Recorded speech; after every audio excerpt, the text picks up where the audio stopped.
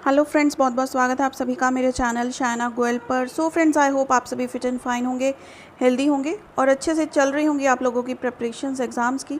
Rehabilitation का topic है, ये मैं आज के सेशन में करवाने वाली हूँ आप लोगों को। The role of rehabilitation council of India, ठीक है, इंक्लूसिव एजुकेशन में इसका क्या रोल है, ये कम्प्लीटली हम डिस्कस करने वाले हैं, अच्छे से डिस्कस करने वाले हैं। कॉन्सेप्ट क्लैरिफिकेशन, शॉर्ट क्वेश्चन आए, लॉन्ग क्वेश्चन आए, आप इसको डेफिनेटली अटेम्प्ट कर पाएंगे। So friends, before I start with the session, you know what you have to do. Channel को सब्सक्राइब कर लीजिए और बेल आइकन को ऑन कर लें ताकि मेरे आने वाली वीडियोस की नोटिफिकेशन आपको मिलती रहे। सो सबसे पहले देखिए, रिहैबिलिटेशन काउंसिल ऑफ इंडिया, ये टॉपिक करने से पहले हमें मीनिंग तो पता होना, रिहैबिलिटेशन होता क्या है, क्योंकि अगर मीनिंग क्लियर नहीं है तो टॉपिक के अंदर हम कुछ भी नहीं लिख सकते, हम कंफ्यूज हो जाएंगे।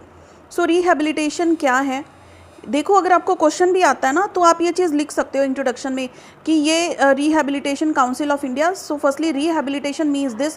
तो रिहैबिलिटेशन काउंसिल ऑफ इंडिया का काम यही है कि जो इसका मीनिंग है उसी को वो सेटिस्फाई करता है। So rehabilitation is defined as a set of interventions decide to optimize functioning and reduce disability in individuals with health conditions in interaction with their environment।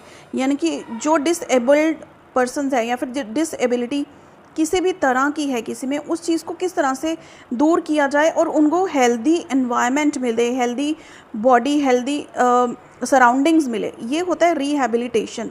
ठीक है, फॉरवर्ड नेक्स्ट करते हैं। Put simply, rehabilitation helps a child, adult और older person to be as independent as possible in everyday activities. अब देखो, अगर हम इन लोगों को रिहैबिलिटेट करेंगे तो एक तरह से इंडिपेंडेंट होंगे, क्योंकि ये हेल्दी इन्वायरमेंट में होंगे, कॉन्फिडेंस आएगा, इनको पता लगेगा कि हमारे पास सपोर्ट है, ठीक है, लोग हमें सपोर्ट करते हैं, तो एवरीडे एक्टिविटीज़ में खुद को इंडिपेंडेंट फील करेंगे। enables participation in education, work, recreation and meaningful life roles such as taking care of families। तो जो disabled persons है अपनी फैमिली को भी अच्छे से रन कर सकते हैं अगर उनको अपॉर्चुनिटीज़ मिलेंगी एजुकेशन में, ठीक है, पार्टिसिपेशन अच्छे से मिलेगी, वर्क में उनको पार्टिसिपेशन मिलेगी। ऐसे नहीं है कि हम बोल दें कि ये आपके लेवल का काम नहीं है, इस तरह से नहीं, हर किसी के हिसाब का काम कोई ना कोई होता है, तो उनको मौका देना उस काम में, ठीक है। It does so by working with the person and their family to address underlying health conditions and their symptoms. तो उन लोगों को थोड़ी और सपोर्ट देना, उनकी बारे में जानकारी लेनी, उनके फैमिली से डिस्कस करना क्या प्रॉब्लम्स हैं, हेल्थ इश्यूज़ क्या आ रहे हैं, ताकि उनको दूर किया जा सके। Modifying their environment to better suit their needs using assistive products, educating to strengthen self management. उनको इस लेवल की एजुकेशन देनी ताकि वो खुद को मैनेज कर सकें, खुद की लाइफ को असिस्ट कर सकें। सो ये आप देख सकते हैं, together these strategies can help an individual overcome difficulties कर सकते हैं, ठीक है, अपनी थिंकिंग को और एनहांस कर सकते हैं with thinking, seeing, hearing, communicating, eating और moving around.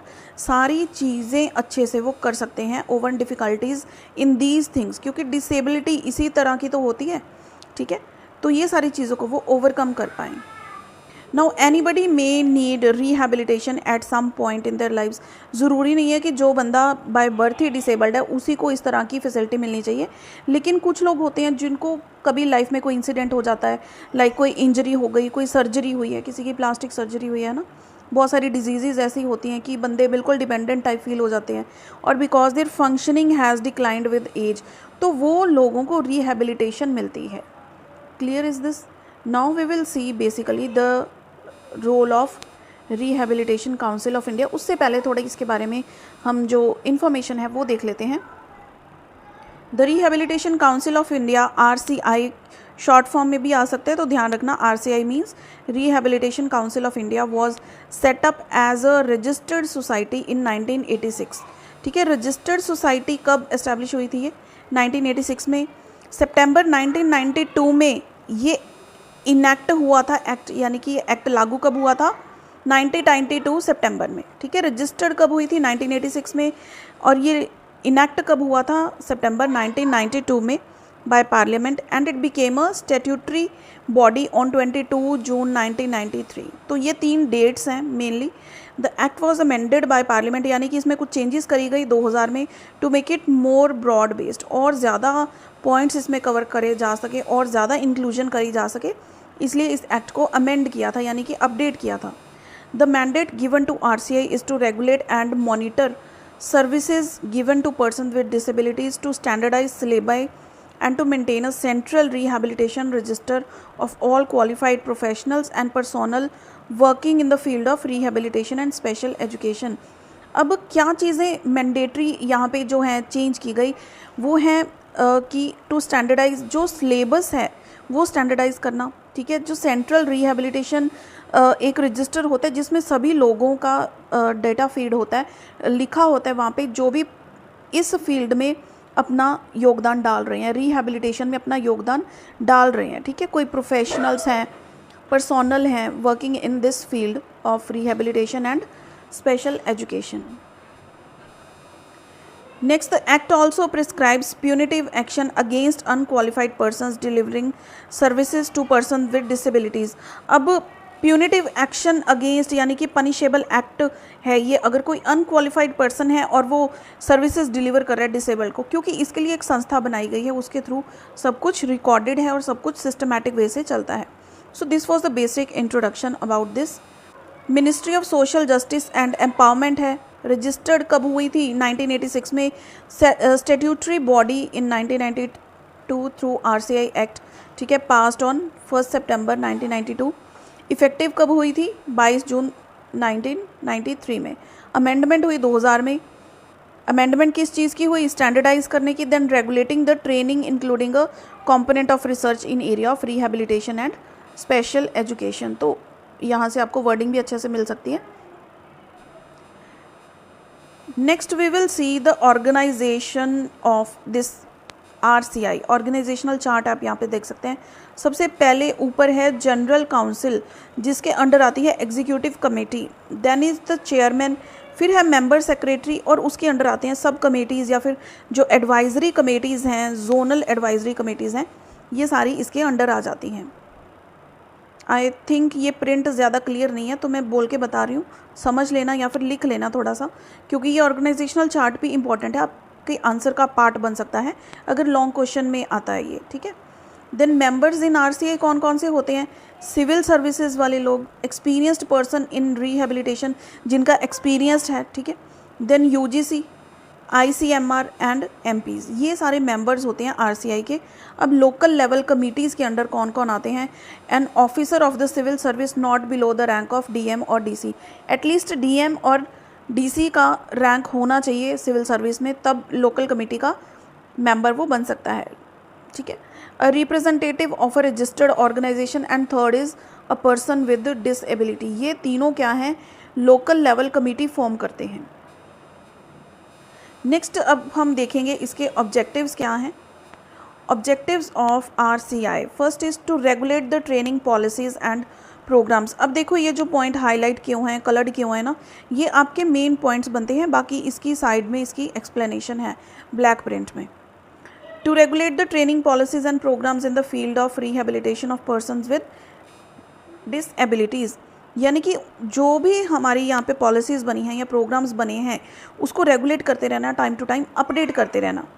To bring about standardisation of training courses, जो 2000 में बोला गया है कि इसको स्टैंडर्डाइज करो, जो ट्रेनिंग कोर्सेज हैं एक प्रॉपर स्टैंडर्ड हो, ऐसे नहीं कि कोई भी उठ के इनको ट्रेनिंग कर रहा है, तो प्रोफेशनल्स होने चाहिए इस चीज़ के लिए, ठीक है। स्टैंडर्डाइज तभी हो पाएगा जब प्रॉपर प्रोफेशनल्स इस चीज़ को डील करेंगे डिसेबिलिटीज़ के पर्सनस को। Then third, to prescribe minimum standards of education. अब जो लोग इसमें ट्रेनिंग देते हैं या फिर जो प्रोफेशनल्स हैं उनका एक एजुकेशन का स्टैंडर्ड होना चाहिए कि मिनिमम उन्होंने ये डिग्री करी होनी चाहिए या फिर ये फील्ड से एजुकेशन करी होनी चाहिए या फिर कोई कोर्स पास किया होना चाहिए, ठीक है। तो मिनिमम स्टैंडर्ड रखा होना चाहिए, उसके बाद तो उनकी जो है हाई लेवल होता जाता है, रैंक बढ़ता जाता है। Fourth is to regulate the standards in all training institutions. अब जो स्टैंडर्ड्स ये बनाए गए हैं सभी इंस्टीट्यूशंस में ये फॉलो किए जाएं, उनको बताए जाएं कि ये स्टैंडर्ड्स आप सभी ने फॉलो करने हैं, क्योंकि देखो RCI के जो सेंटर्स हैं ये जगह जगह हैं, ऐसे तो नहीं है कि इंडिया में फिर सिर्फ एक ही जगह है, तो हर सेंटर में ये चीज़ रेगुलेट करना भी ऑब्जेक्टिव है RCI का।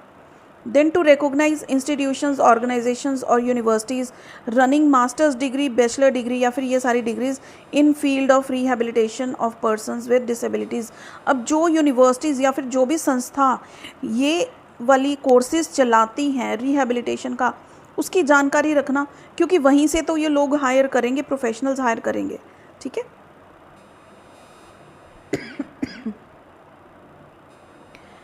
Next, to recognise degree, diploma, certificate awarded by foreign universities और इंस्टीट्यूशंस ऑन रेसिप्रोकल बेसिस। तो डिग्रीज और डिप्लोमा सर्टिफिकेट्स के बारे में भी पता होना चाहिए। To provide research in rehabilitation and special education. अब हम कहते हैं साइंस ने बहुत तरक्की कर ली, साइंस में बहुत सारी रिसर्च हो चुकी है, तो रिहेबिलिटेशन भी एक अलग आस्पेक्ट है, इसमें भी तो रिसर्च होनी चाहिए। हर फील्ड में रिसर्च होनी चाहिए, चाहे वो मैथमेटिक्स है, किसी भी फील्ड में रिसर्च रुकनी नहीं चाहिए, तो रिहेबिलिटेशन में भी रिसर्च होनी चाहिए। प्रमोट करो रिसर्च को इस फील्ड में भी। Then continuing with the objectives, to maintain central rehabilitation register for registration of professionals or personnel। अब एक सेंट्रल रिहेबिलिटेशन रजिस्टर होना चाहिए। ज़रूरी नहीं है रजिस्टर मैनुअल ही हो, ऑटोमेटेड भी हो सकता है, यानी कि कंप्यूटर में ऑनलाइन रजिस्टर हो सकता है, जहाँ पे उन लोगों की एंट्री होती है, जहाँ पे सारे प्रोफेशनल्स जो हैं उनके डेटा, उनके नेम्स, ठीक है, सारी उनकी जो इन्फॉर्मेशन है वो स्टोर की जाती है सेंट्रल रिहेबिलिटेशन रजिस्टर में। To collect information on a regular basis on education and training in the field of rehabilitation of people with disabilities. अब जो लोगों के लिए ये चीज़ बनी है, ठीक है, रिहेबिलिटेशन ऑफ पीपल, जो लोग डिसेबल्ड हैं इस इंस्टीट्यूट में आते हैं या आना चाहते हैं, उनके ऊपर इंफॉर्मेशन रेगुलर कलेक्ट करनी, ठीक है, रेगुलर अपडेट करते रहना। देखो दो तरह के लोग हैं यहाँ पर, एक तो जो प्रोवाइड कर रहे हैं, ठीक है, जो हम कहते हैं कि प्रोफेशनल्स हैं। सेकंड कौन है, जो बेनिफिशियरीज़ हैं या फिर जो डिसेबल्ड हैं, जो इनसे हेल्प लेते हैं या फिर इनके अंडर वो रहते हैं, ठीक है।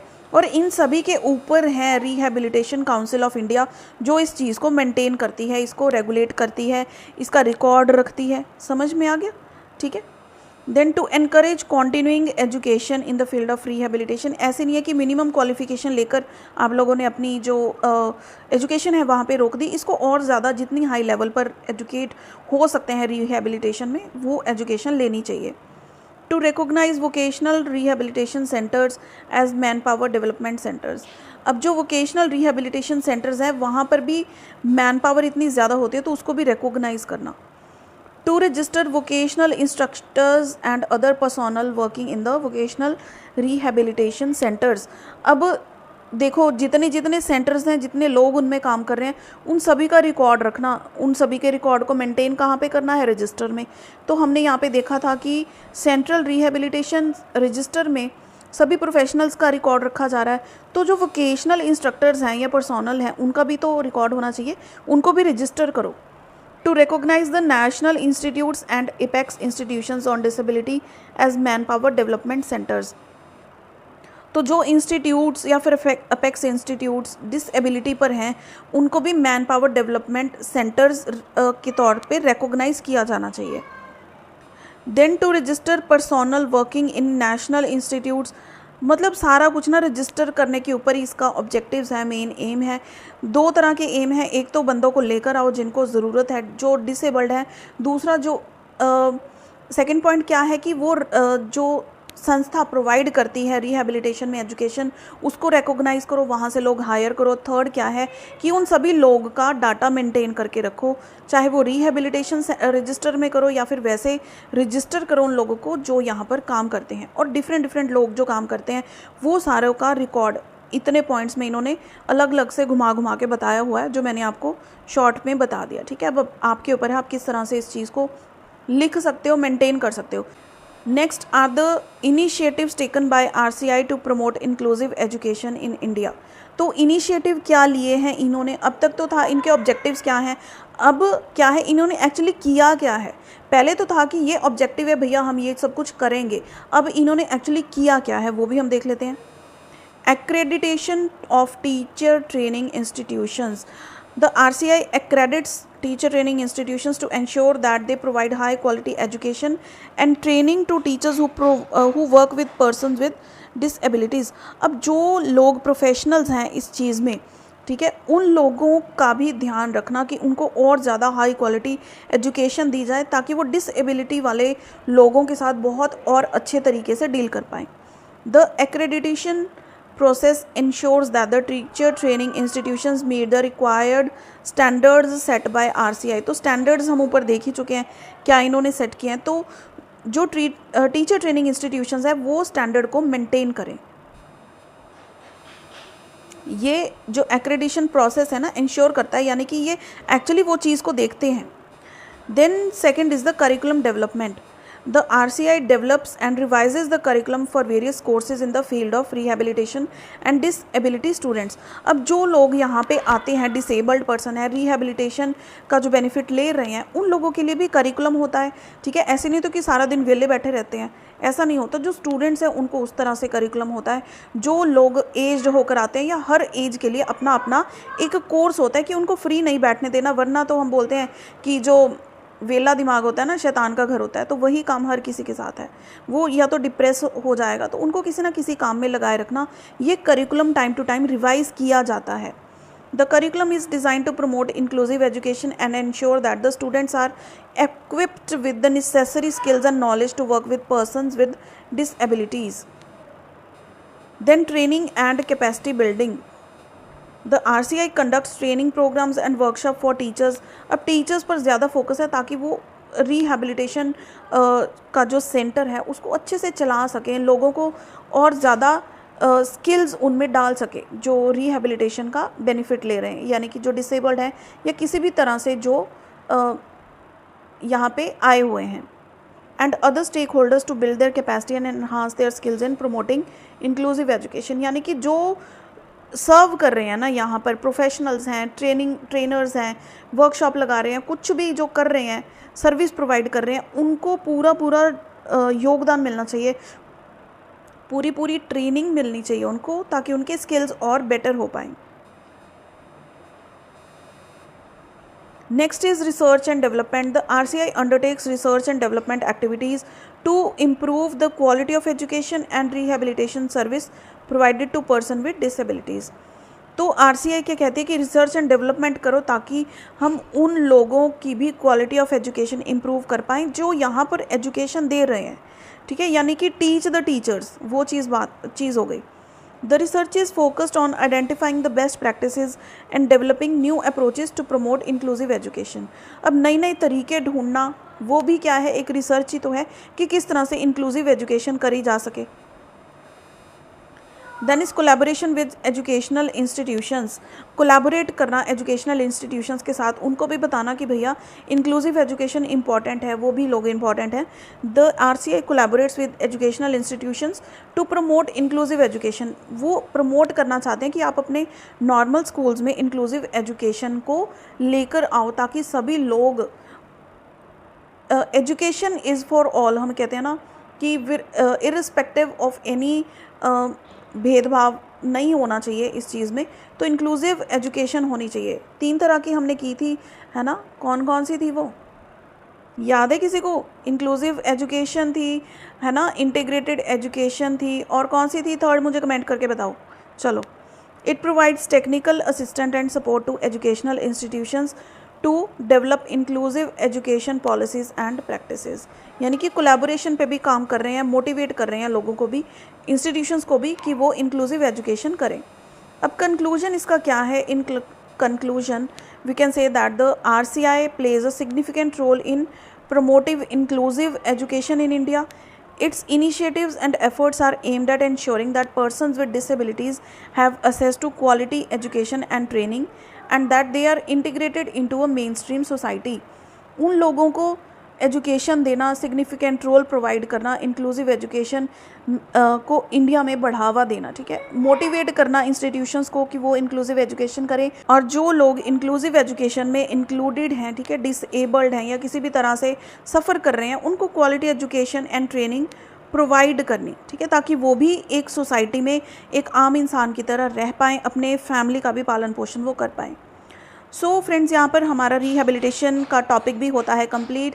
अगर आपको ये अच्छा लगा हो, अच्छे से समझ में आया हो, तो प्लीज़ इसे एक थम्स अप ज़रूर दिखाइए और शेयर करिए अपने फ्रेंड्स के साथ जो ये टॉपिक प्रिपेयर करना चाहते हैं। So friends, see you in the next video. Till then keep watching.